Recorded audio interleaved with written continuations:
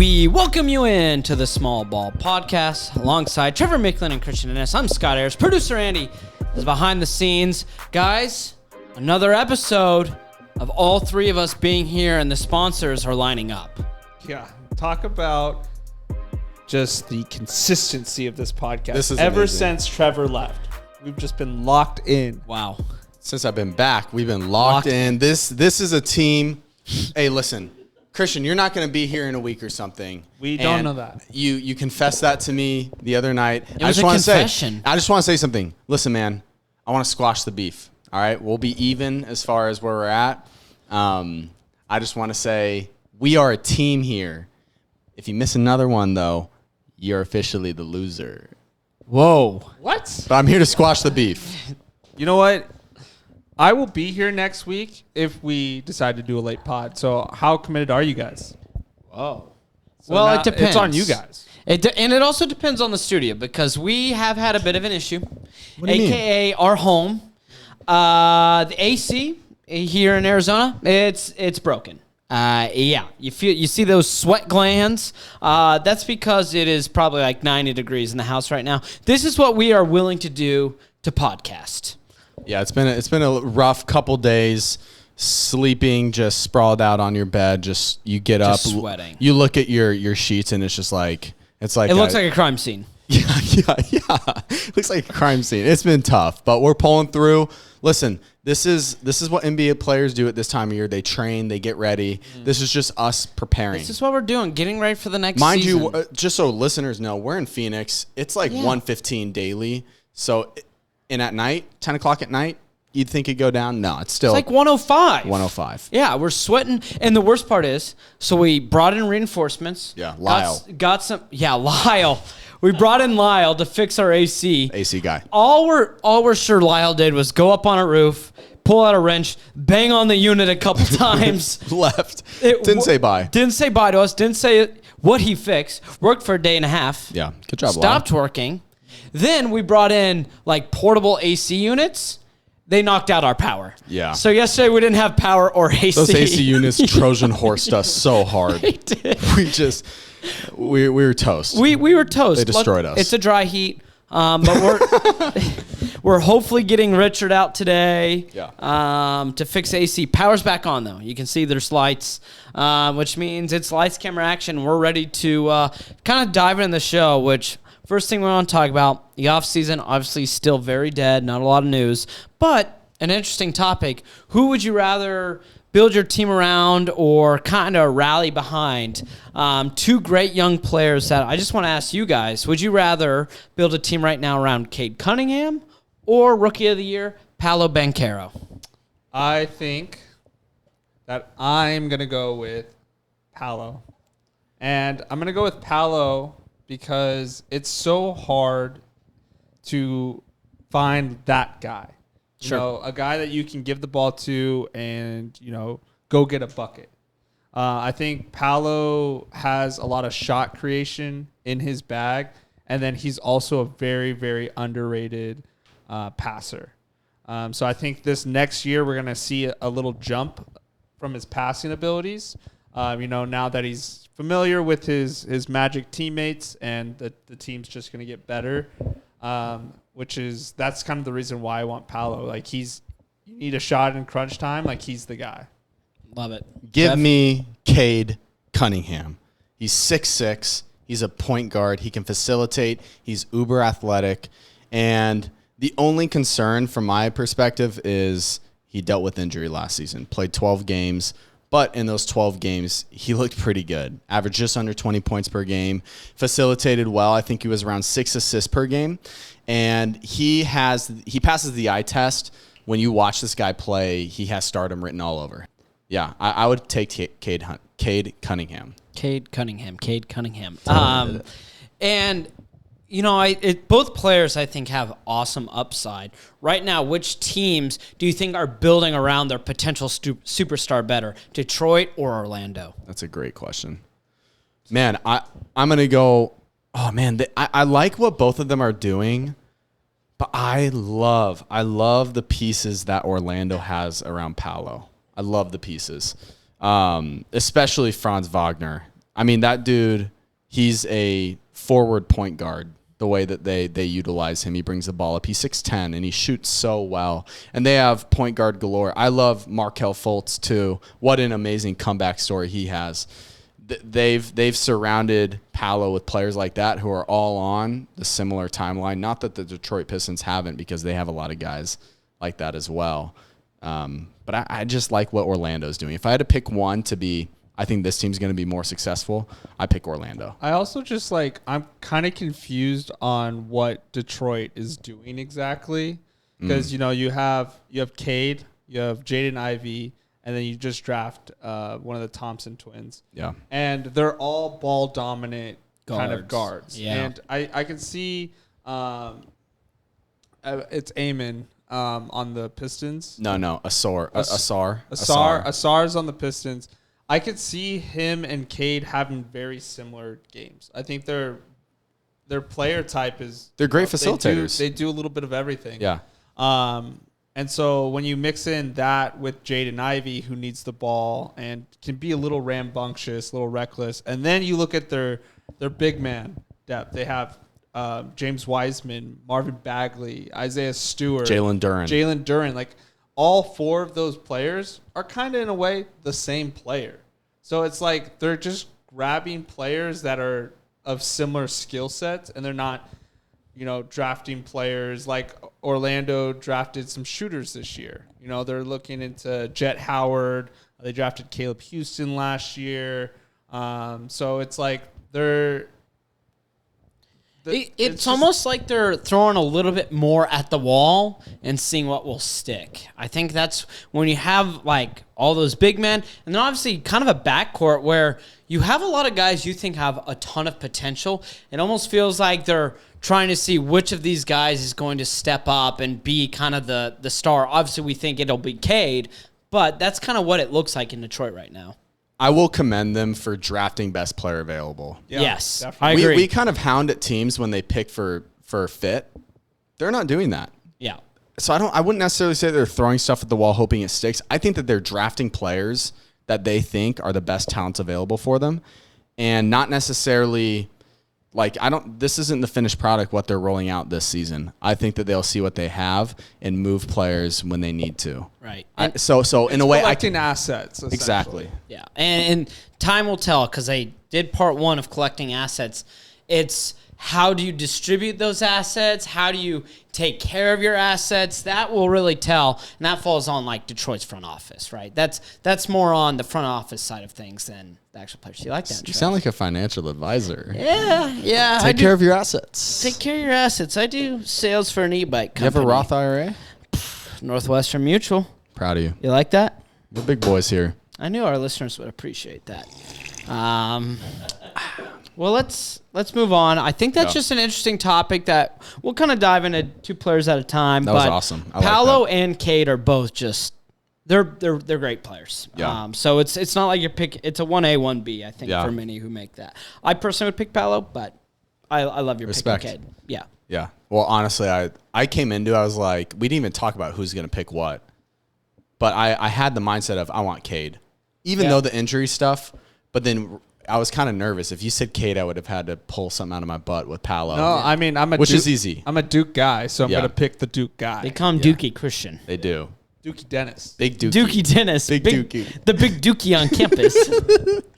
All right. Next, we're excited. We're continuing on our legacy of drafts.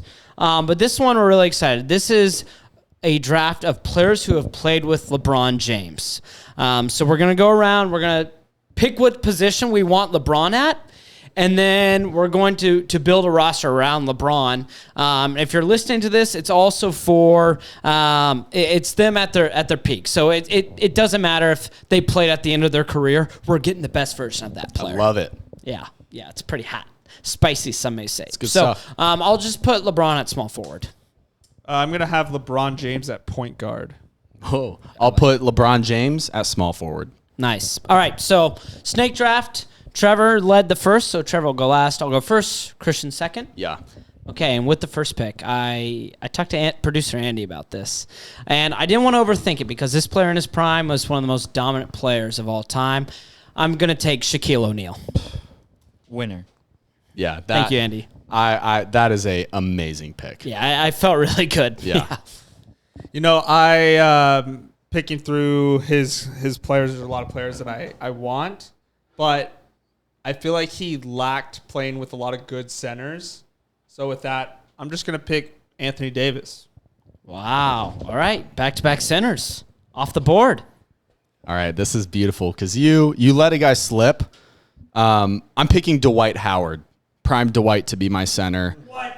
3 years in a row where he was the defensive player of the year, second in MVP voting to my next pick, Derrick Rose, to be my point guard. Whoa. MVP Derrick Rose and Dwight Howard, both that year were 1 and 2 for MVP voting. Wow. I got to be honest. I didn't see this coming. I did not see it coming at all. I did my not gosh. expect D. Rose and Howard. This does change up my draft plan, which Yeah. I feel better now knowing. Oh my gosh. I was going into this second pick thinking like, oh, I guess I'll take this guy, but he's available, and I gotta go with one of my favorite players of all time, Dwayne Wade. Yeah. That's a great pick. It's a great pick. How is he still available? I'm don't so know. shocked. Oh, man. I was hoping you would maybe forget about Dwayne Wade, which you can't because he's Flash. maybe the best teammate LeBron has ever had. All right, so I've got Shaq. I now I have to consider what I have, but I'm not going to overthink this. I'm going to take Kyrie Irving, Nice. Nice. There you go. and as my shooting guard, I'm going to take Ray Allen. Dang it. So Wow, I have yeah. Ray I Allen, wanted Ray. I Shaq, wanted Ray. Kyrie, and LeBron. dude, This is that's going so well for me. This is amazing. I really wanted Ray Allen, but I'm glad you picked him because I want Carmelo. Nice. Prime Melo, baby. So, dude, I honestly... I have USA basketball Yeah. right now. I was thinking Melo, but I was like, I'll get him if Ray wasn't there. So I'm glad we were kind of interchangeable. Because I think for my roster, Ray Allen fits better than Melo. Yeah, you need shooting. I needed shooting. I Trevor completely. is in shambles right now. I look at my team and I'm like, I have Derrick Rose, LeBron, obviously, and then Yeah. Dwight. Those are three. A great start. But start. this is where the draft thins out, so it's a little unfortunate for me. There are still some phenomenal players out there. It's the fit that's a little questionable. But here's what I'll do. I'm going to pick. I think he fits well next to Dwight Howard. I'm going to put Chris Bosh at my 4. Dang it. Nice. Good. Nice pick. Prime Bosh. So we're getting Raptors version. And then at this point, my 2 guard is available. Oh my gosh. Fit is going to be weird. The most explosive backcourt possibly ever. Russell Westbrook. Give me Russell Westbrook to pair with Derrick Rose. MVP Russ, triple double. That's easy. Easy. Wow. So that's your 5, right? That's my 5. I have Derrick Rose, Russell Westbrook, LeBron, Chris Bosh, Dwight. Interesting. All right. I didn't think MVP level. No, guys, that's except good. Chris Bosh. It's just like I would Just just from, like- crowd the paint. yeah. We're gonna do a We're going to make you shoot. yeah. I have no shooters. Zero. I have no shooters. Nada. I have no shooters. Dude, everything's in the paint, and you guys aren't gonna be able to stop it. Yeah. Well, I personally didn't think this player was gonna be here, so I had this guy that was deep in the bag that no one even thought of. I bet you I did. Can I guess again? Sure. What player? Bibby. No. Although Vivi is a good guy, Mike Bibby. I am gonna pick Kevin Love. Yeah. My starting lineup: LeBron at point, D Wade at 2 guard. I got Melo at the 3, Kevin Love at the 4, and Anthony Davis at the 5. I like it. AD won't like that though. He likes playing the 4. Well, that's why I got Kevin Love. He can guard the 5. They can flip flop. They can flip flop. I like it. Guys, this last pick. So you let want me go over my team really quick. Yep. Kyrie at the 1. Yep. Ray Allen at the 2. Nice. LeBron at the 3. That's good. Shaq at the 5. Do not fumble what you have. And at the 4, we're gonna defend Trevor's team really well because there's a power forward who He did play in Cleveland briefly. He's considered one of the greater power forwards. I'm going to take Ben Wallace. Oh, wow. So He played with he played with LeBron. Ben Wallace. Yeah. Wait, you said don't fumble the bag. Did you have a power forward in mind? No, I Anderson just Varejao? mean like Rashard Lewis, Marc Gasol, Brandon Ingram. Those guys were all available. Brandon Ingram was there, but I love Ben Wallace. Dude, I love Ben Wallace too. So it'd be Shaq, Ben Wallace, LeBron, Ray Allen, and Kyrie Irving. Your front court is like a force to be reckoned with. I think Bruisers. If Ray Allen, Kyrie, or LeBron misses the shot, automatic Shaq and Ben Wallace are getting the rebound. So many forwards. you wipe the floor with us. I think. One felt really good. I like my team, but I feel like you wipe the floor with us. Really?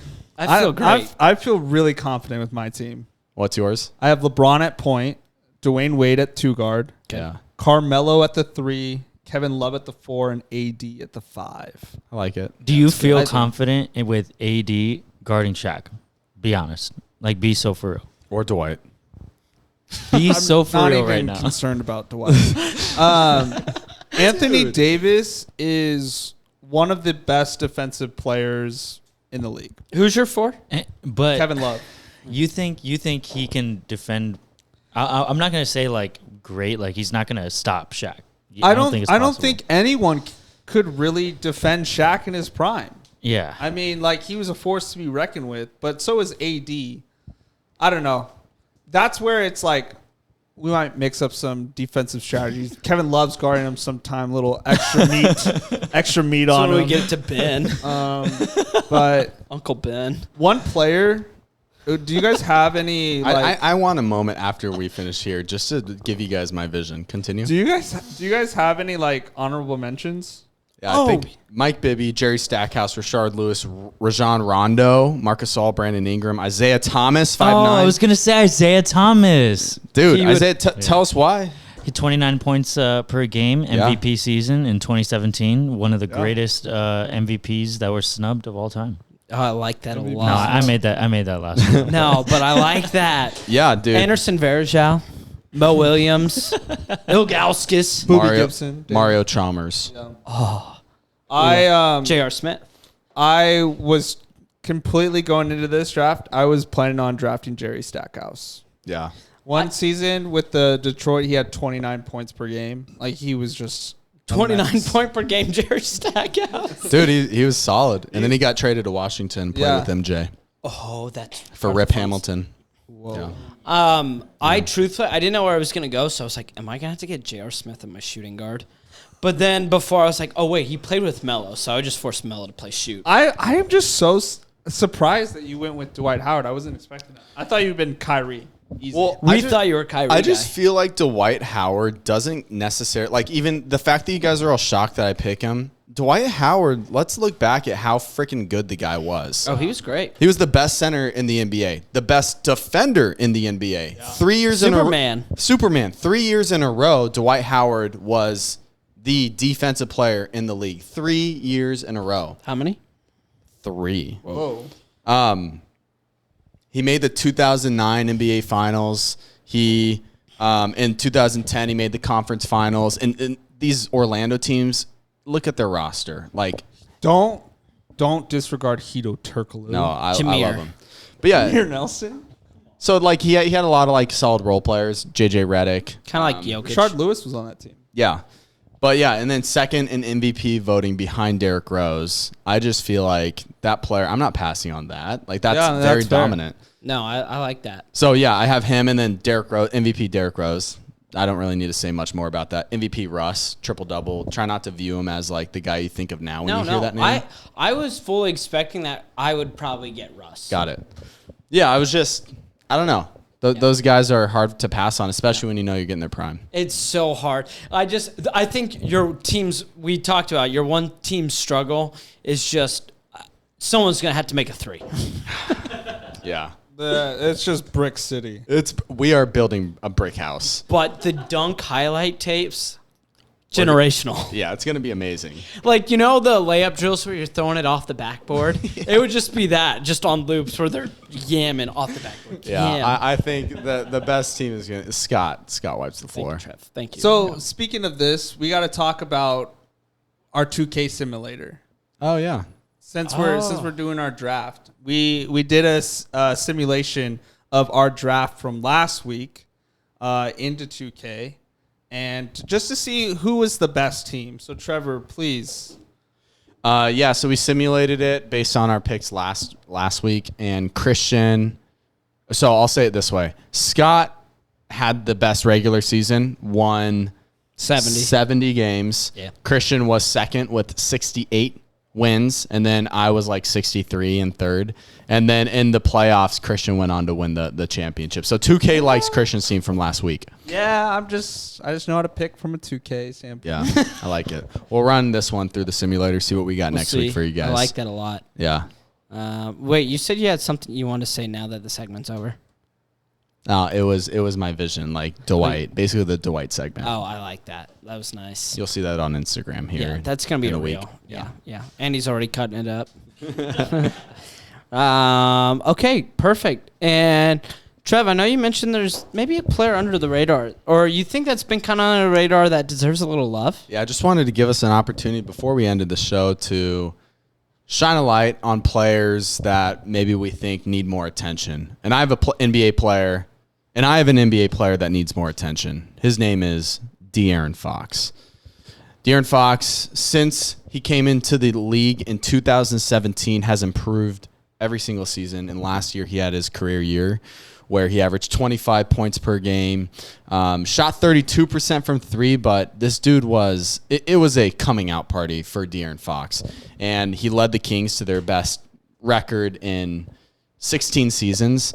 And I just expect big things from De'Aaron Fox. When stars are talked about in the league and you see lists in the offseason, De'Aaron Fox is not as high on these lists as I think he should be. He was the best player on a team that was third in the stacked Western Conference, and De'Aaron Fox is the head of the snake. And he offensively, I mean, this dude, when it is in the fourth quarter, De'Aaron Fox is unstoppable. He will get his bucket no matter who's guarding him, no matter the situation.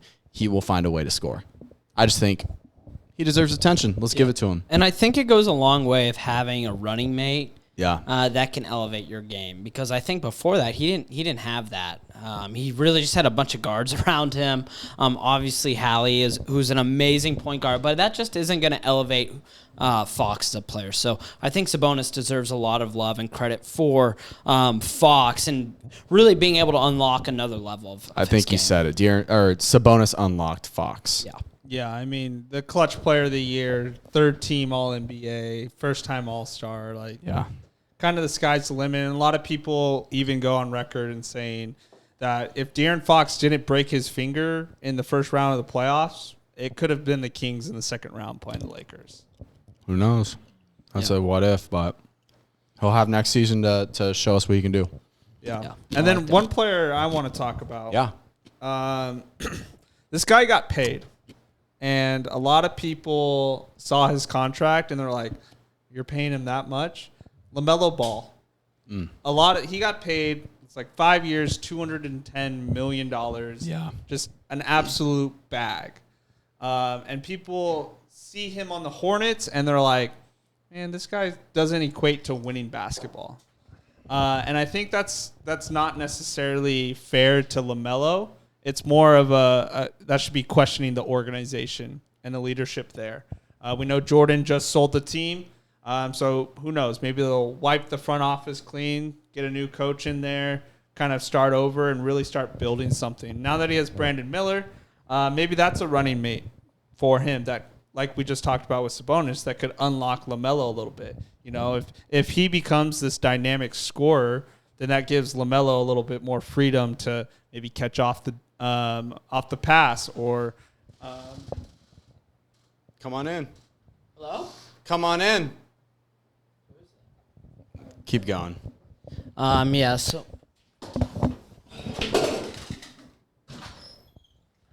Yeah, so in Whoa, that was a wild small ball moment. So our studio's kind of in the front part of our house. Someone cracked the door open, then closed the door. We heard cracked it a a little bit more. Closed it. Wasn't a ghost. We saw someone walk by the window, and that's podcasting, baby. It was Noah. It was our roommate Noah. All right, he's camera okay. shy. Our Yeah. Minnesota Timberwolves insider. Yeah.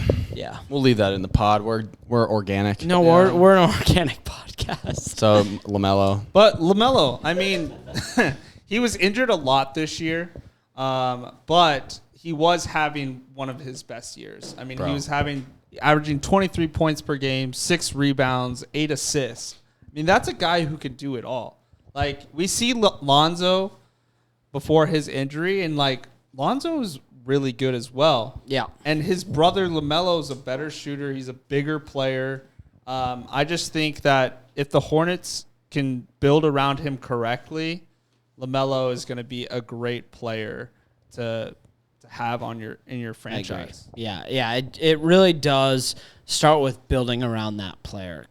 And we talked about with Fox, you look at any star, they need to have right pieces built around them. And Gordon Hayward, Terry Rozier aren't guys that are going to elevate who LaMelo Ball is.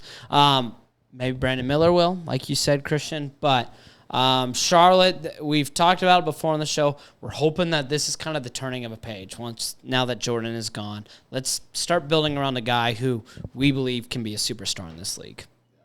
I was just going to say, I think LaMelo Ball has potential in the next 1 to 3 years to elevate himself to be one of the best players in the NBA. Yeah. He has that skill set. And he's in the same category as some of those younger guys like Anthony Edwards, Tyrese Halliburton, Scotty Barnes, Evan Mobley, Cade Cunningham. LaMelo Ball is right there. These guys all have the potential to do that. It'll be fun to see who does it. I think LaMelo Ball, now that they have the cleared, roster kind of, front